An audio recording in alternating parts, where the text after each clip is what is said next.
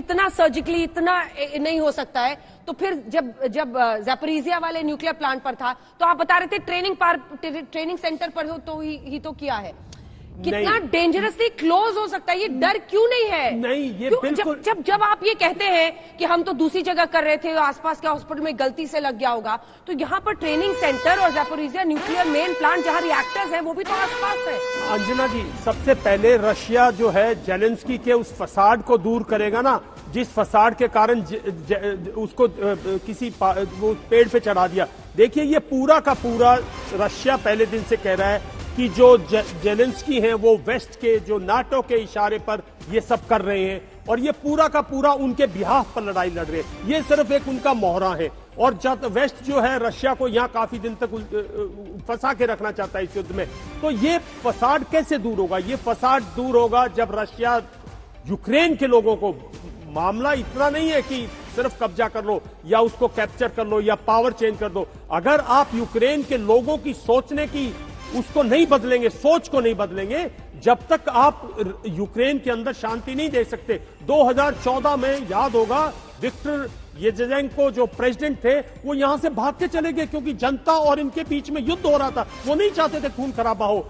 ये इस खून खराबे को बचाने के लिए जेलेंस्की जो कि पूरा का पूरा वेस्ट के बिहाफ पर लड़ाई लड़ रहे, ये पुतिन ही नहीं कह रहा, ये अब समझ में आ रहा है। जब भी कहीं वार्तालाप होने लगती है वेस्ट उसको एक दिलासा देता है और नाटो से एक दिलासा आती है, हम आपको इतने हथियार देंगे, हम आपको इतने हवाई जहाज देंगे। ये जब मुद्दा आता है तो कहीं ना कहीं, और देखिए जो पावर प्लांट्स हैं उन पर जो एक दूसरी बात जो रशिया कह रहा है कि ये पिछले 2004-2005 से जो ऑरेंज रेवोल्यूशन है ये भी वेस्ट ओरिएंटेड है। राजेश जैसे जुड़ते हैं बताइएगा मुझे।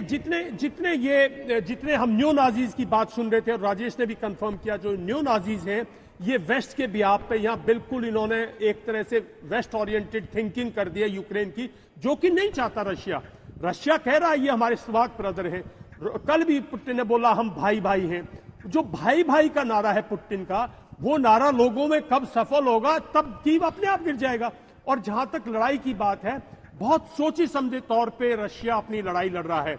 रशिया ने देखिए खार्किव और मारियोपोल जो कि दो कंधे थे डॉनबास रीजन के, उनको लिया। अब अगली लाइन है उसकी स्पष्ट है, हम देख रहे सूमी में युद्ध चल रहा है, हमने देखा अख्तियारा में बहुत भारी गोलाबारी हुई, अब वो पाल्टोवा में यही होगा, निप्रो में फिर यही होगा, नीचे जरपाजिया से ये पूरा का पूरा, जब अगर आप पूरा का पूरा नाइपर नदी के पूर्व में अगर आप इस तरह का कब्जा कर देंगे, पॉपुलेशन को कट ऑफ कर देंगे और कीव को कट ऑफ कर देंगे इस साइड से, तो कीव को जरूरी नहीं एक नजदीकी घेरा दिया जाए। और जहां तक इरपिन का युद्ध है वो बिल्कुल स्पष्ट दिखा रहा है। पहले हॉस्टोमॉल पर कब्जा किया। हाँ। हॉस्टोमॉल की एयरफील्ड सबसे बड़ी एयरफील्ड है क्योंकि बोरिसपिल तो एक इंटरनेशनल एयर अड्डा है और वहां पे ऐसा होना नामुमकिन है। अगर आपका हॉस्टोमॉल एयर हेड बन जाता है तो जो कह रहे हैं रशिया की फोर्सेस के पास हथियार नहीं है, एमुनिशन नहीं है, वो उनको लॉजिस्टिक बढ़ गई, कुछ नहीं बढ़ेगा। वो एक बहुत बड़ा एयर हेड बनेगा, इरपिन को उसको डेप्थ देगा और इरपिन के बाद वो वेस्ट से कीव को आइसोलेट करने की कोशिश करेगा। एक दूसरी बात मैं बताना चाहता हूं, देखिए अभी राजेश ने पहले बताया था कि कीव के अंदर हमारे साथ रिपोर्टर्स को जोड़िए सर। कीव के अंदर आज अच्छी सप्लाईज आ रही है।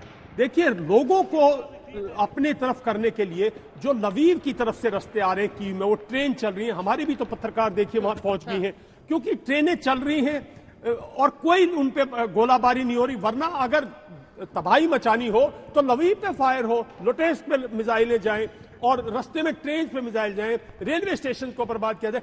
ये हुआ था इराक में। जो लोग कह रहे हैं हम लोग यहाँ रशिया का पक्ष रखने की कोशिश, लेकिन हम किसी का पक्ष नहीं रख रहे, हम लड़ाई के हालात बता रहे हैं।